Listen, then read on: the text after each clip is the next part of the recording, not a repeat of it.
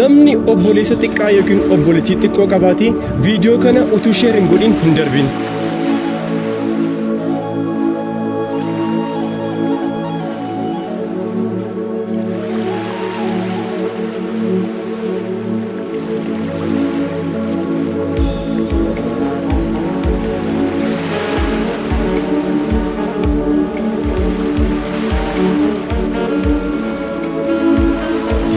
Yeroo baay'ee karaa irratti daandii si argaa akkamittiin jiraattu eessa bultuu maal nyaatanii jiraattu? Waan uffanne buluun hin qabnu, iddoo buluun hin qabnu, waantee aanee jiraan hin qabnu. Yeroo baay'ee beensila qoraan sabna beela balleessa. Iddoo buluu foddee uffannee waan arganne warra mana wayyaa irraa arganne kaffallee uffannee bulla kan bulutti.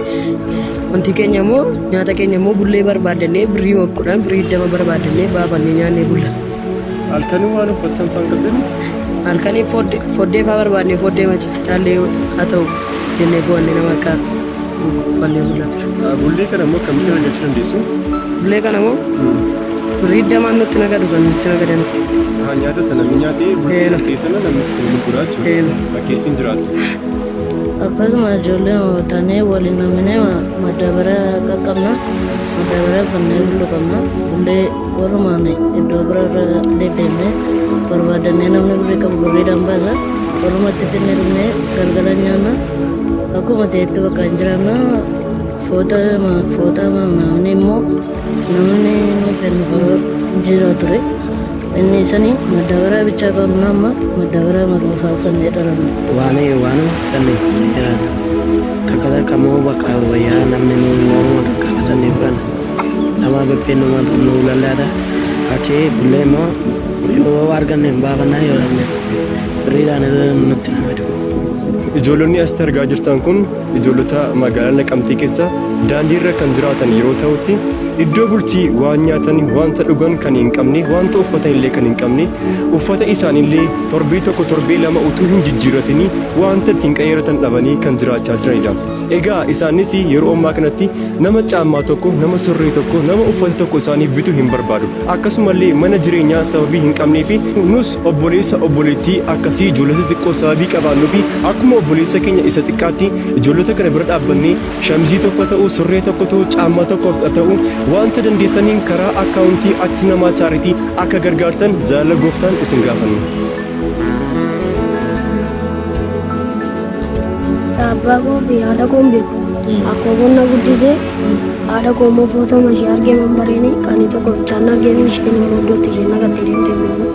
Naqamtee kana naaf deemu asumatti na dhiistee achumaan as keessatti na beeku. Haadha kee hin beektu jechuudha. Hin beeku akkuma qonnatti agarsiise haadha kee ishee kana irratti. Bakkee walitti? Bakkee ijoollee faana bulladdoo isheen jirtus hin beeku. Akkoo kun waan beeka abbaa koo haadha koo hin beeku. Hojii moo hojjetachuu hin barbaada naannoo moo barachuu tokko Baratuun jedhama. Asuma ijoollee wajjin jiraata. Abbaan qaba haadha immoo qaba. Haadhi koo asuma hojjeta manuma namaa galtee achuma jalatti. Anummoo ijoollee biraan jiraata. Anummoo ijoollee biraan jiraata isheen mana nama hojjetatte achuma jiraatti jechuudha. Mana nama hojjettee mana namaa jiraata. Isheen achuma jiraatti achumatti hojjetti. Ati immoo bakkee hin ta'a. Ijoollee ma biraan jira. Guyyaa tokko guyyaatti argamu jira. Guyyaan dhabus qaba. Akka akkuma jirutti hin jiraata. Akkuma ta'etti. Guyyaan dhabees danda'ee guyyaan argattes nyaatee akkasitti hin jira. Biroo kasaafaa. Kasaffaa. Eessa bulta? Maadariyaa. Bakkee bultaa? Haadha kee baankii? Haadha koo biyya laarti. Eessa jirti? Biyya Arabaa. Isin beektuure? Lafatti hin beeku. Adaadaa kootti alaatti sokkite. Adaadaa kootti alaatti sokkite? Adaadaan kee hoo? Udaansaa afaan tarreessisti. Haadhi kee biyya Arabaa jirti? Isheen sin beektu qaama maalirra rakkatee jirtu? Kanaafuu bakkee bulaa jirtaare? Manatti hin galtu? Yeroo baay'ee ijoolleen daandii irra jiraatan rakkina waan qaban nutti hin fakkaatu. Dhugaan jiru kanuu hundumti isaanii madaa mataa isaaniitii qabu. Namoonni ijoollee kana gargaaruu barbaadan akkaawuntii kana irratti waan humna keessanii tumsuu dandeessu. Galatoomaa.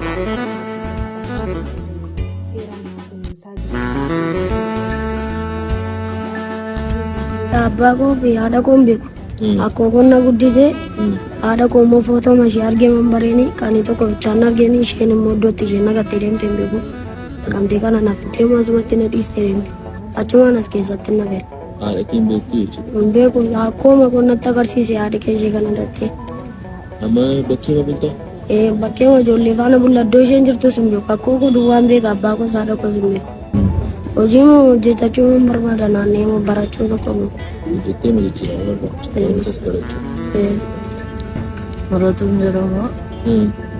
Asuma ijoollee wajjin hin jiraadha. Abbaan qaba haadha immoo qaba. Haadhi koo asuma jedha manuma nama galtee achuma jiratti. Ani immoo ijoollee biraan jiraadha. Ani immoo ijoollee biraan jiraadha. Isheen mana nama hojjetatte achuma jiraatti jechuudha. Mana nama hojjettee mana nama jiraatti. Achuma jiraatti achumatti hojjetti. Ati immoo bakkee bultaa? Ijoollee ma biraan bula. Guyyaa tokko guyyaatti argamu jira. Guyyaan dhabus qaba. Bakka akkuma jirutti hin jiraadha. Akkuma ta'etti. Guyyaan dhabes danda'e guyyaan argaddes nyaadde akkasitti hin jiraadha. Biruu Kasaffaa. Biruu Kasaffaa. Eessa bulta? Maadariyaa. Bakkee bultaa? Haadha kee abbaan kee? Haadhi koo biyya alaarti. Eessa jirti? Biyya Arabaa. Isin beektuure?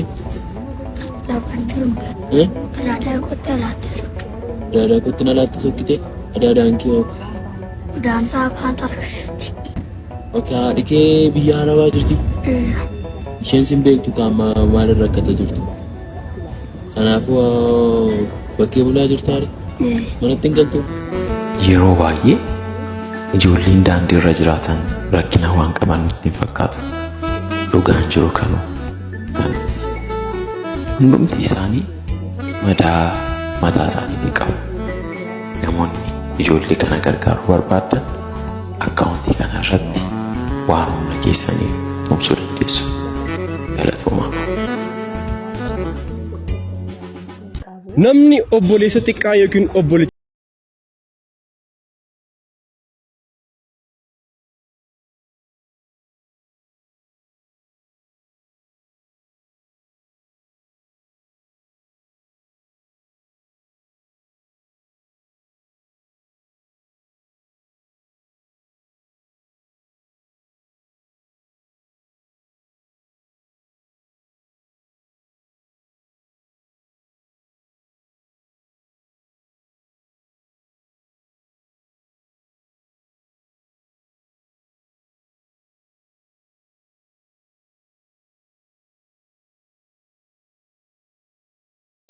Iddoo bullu foddee uffannee waan arganne warra mana wayyaa irraa arganne kaffallee uffannee bulla kan bullutti.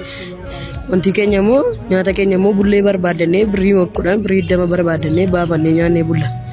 halkanii waan uffattan faan qabdani?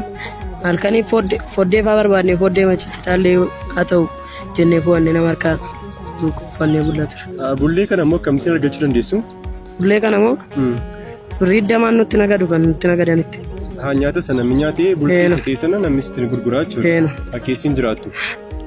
Akkasuma ijoollee taanee waliin naminee madaabaraa qaqqabna.